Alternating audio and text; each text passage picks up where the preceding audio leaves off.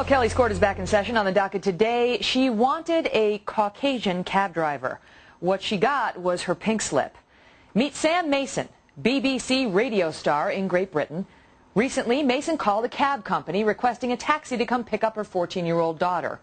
Things went downhill from there. Here is part of that telephone call. I know this sounds really racist, and I'm not being. Please don't send anyone that might. Do you know what I mean? An English person would be great. A female would be better. Right. Okay. We can't actually. I mean, we would class that as being racist. So I mean, we can't sort of penalise the Asian drivers and just send an English one. You've managed it before. Right. Okay. Well, I mean, I don't agree with it personally. Well, it's not your 14-year-old girl who's, you know, is it? Yeah, I mean, but that is just being racist, basically, just saying you don't want an Asian driver and you want an English one.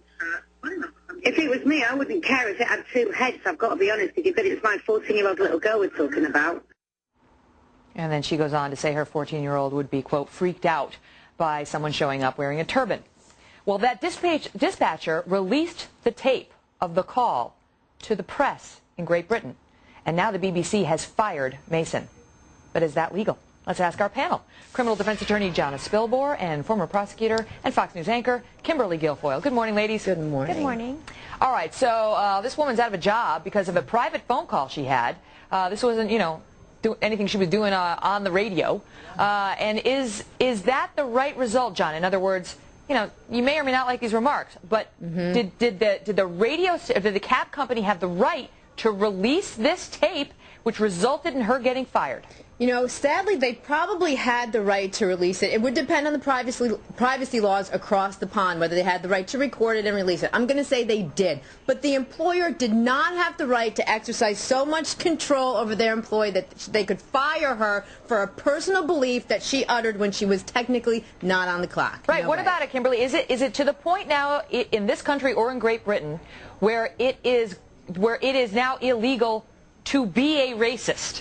Well, I'll tell you something. They have zero tolerance for that in London. You cannot do that in Great Britain whatsoever. They have strict laws with respect to hate speech. This would fall under that category, so it's not permissible. The BBC also receives government funding. They're absolutely within their rights to get rid of her. It doesn't matter that she didn't say it on the air and pull like an M&Ms. She did it in her private life. Irrelevant. She's out of her job. They're justified in doing it.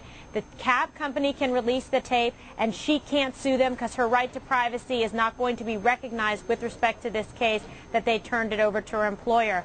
You know, is there any argument here that, you know, and I'm playing devil's advocate, that it wasn't racist, that Great Britain, which has been targeted by domestic terrorists, the same as you know, many other countries have been, some have been radical Muslims, that this woman had any sort of a legitimate concern in saying her daughter might be put off by a man in a turban showing up, Jonna? Wow, that is a really great question. And I think, you know, perhaps. And look at the other part of her question was, I don't want a man with a turban, or if you could get me a woman, even better. It was almost as if she's trying to make a safety argument for her 14-year-old daughter. She might have a reason for that. We don't know. She didn't need to go into that on the phone call. So perhaps, yeah, maybe this wasn't her being racist. And she even says, look, I know what it sounds like, but that's not what it is. How much are you going to tell a taxi operator on the phone? You don't need to go into your whole life history. Right. What about it, Kimberly? I mean, if she had just said, I want a woman, period, would that have been grounds for termination? Would that have been considered discriminatory or inappropriate? I think people would find it somewhat, you know, less offensive to say, well, look, I want to have a woman. I feel more comfortable. She's 14. I don't want her to feel uncomfortable around an older man. That's somewhat more sympathetic, and I think it is a distinction with a difference, Megan. In this particular case, they felt she was being racist. They didn't make an allegation that she was being sexist when she also threw, you know, hey, a woman driver would be great, too. So that's why I think you found this case actually being taken up, that she lost her job, specifically because it was targeted and it was a racial statement. Jonna, doesn't the BBC have the right to fire her? Same as, you know, it's one thing if you're just a racist privately and you go about your business, but if you're a public person like she is and you make clear inadvertently, because she didn't know the tape was going to be released, that you're a racist, doesn't the BBC have the right to fire you? I mean, look what happened to Don Imus. Yeah.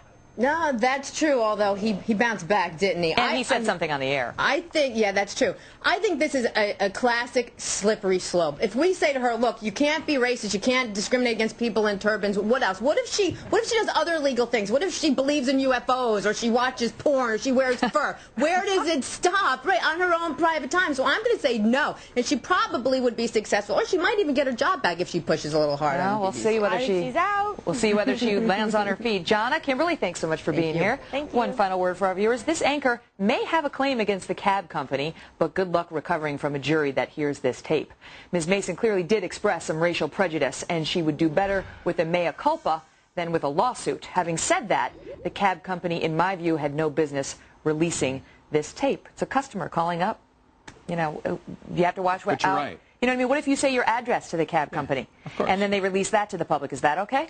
But the problem is, as you point out, you hear the tape, and the jury might award $1. Who's going to want to give her a big fat judgment? Nobody. Yeah, no kidding.